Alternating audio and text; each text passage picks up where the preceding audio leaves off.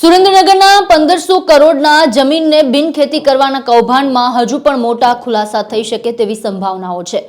ED દ્વારા collector કચેરીના અન્ય કર્મચારીઓને પણ સમન્સ પાઠવ્યાની ચર્ચાઓ છે।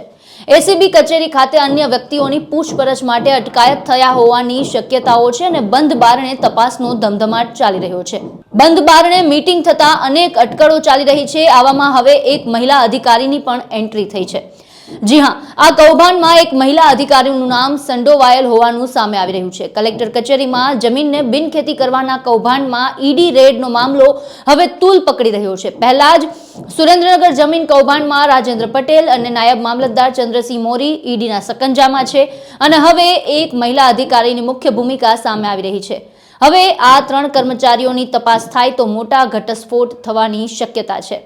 તો આ મહિલા અધિકારી કોણ છે તે સવાલ થઈ રહ્યા છે। ત્યારે મળતી વિગત મુજબ મહિલા અધિકારીના બિલ્ડર અને રાજકીય વગદારો સાથે સંપર્ક હોવાનું કહેવાઈ રહ્યું છે। તેમજ આ મહિલા અધિકારી પૂર્વ આઈપીએસ અધિકારીના નજીકના સગા હોવાનું પણ કહેવાય છે। આ કૌભાંડ ખુલ્યા બાદ હવે મહિલા અધિકારી પોતાની બદલી ગાંધીનગરમાં કરાવવાની તૈયારી કરી રહ્યા હોય તેવું પણ સૂત્રો જણાવી રહ્યા છે। આ મહિલા અધિકારીએ મોરીને ઓફર કરી હતી કે રાતોરાત માપણી શીટ તૈયાર થઈ જશે, એનએની ફાઇલો મોકલો। સ્થાનિક સૂત્રોના મતે માપણી શીટ તૈયાર કરવા મોટી રકમના વ્યવહારો થયા છે। જમીન દફતર કચેરી પણ મોડી રાત સુધી ધમધમતી હતી। હાઈવેના ઢાબા હોટલમાં બેસી બિલ્ડર અને રાજકીય વગદાર સાથે ફાઇલોના ભાવ નક્કી કરવામાં આવતા હતા। આ મહિલા અધિકારીએ 4 ગણા પૈસા વસૂલીને માપણી શીટ તૈયાર કરી છે। મહિલા અધિકારીએ અમદાવાદ, ગાંધીનગર, રાજકોટ અને સુરેન્દ્રનગરમાં જમીનો મિલકતો વસાવી હોવાનું પણ ચર્ચાઈ રહ્યું છે। આ બધાની વચ્ચે દિલ્હીની સોલાર કંપની સ્થાપવા માટે ચંદ્રસિંહ મોરીએ 42 લાખ રૂપિયાની લાંચ લીધી હોવાની ઈડીની પૂછપરછમાં બહાર આવ્યાની ચર્ચા છે।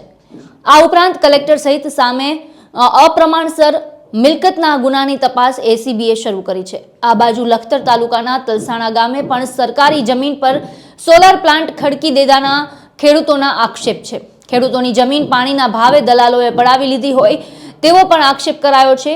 જમીન એને કરવામાં કલેક્ટર કચેરીના કર્મચારીઓએ કાળા હાથ કર્યા હોવાના પણ આક્ષેપ થઈ રહ્યા છે। ત્યારે આ સમગ્ર મામલે હવે કઈ રીતે તપાસ થાય છે, આ આખા કેસમાં હજુ કેટલા નામ સામે આવે છે તે જોવાનું રહેશે। આ સમગ્ર મુદ્દે આપના શું વિચાર છે અમને કોમેન્ટ બોક્સમાં જણાવો અને અમારી ચેનલને સબસ્ક્રાઇબ કરવાનું ભૂલશો નહીં।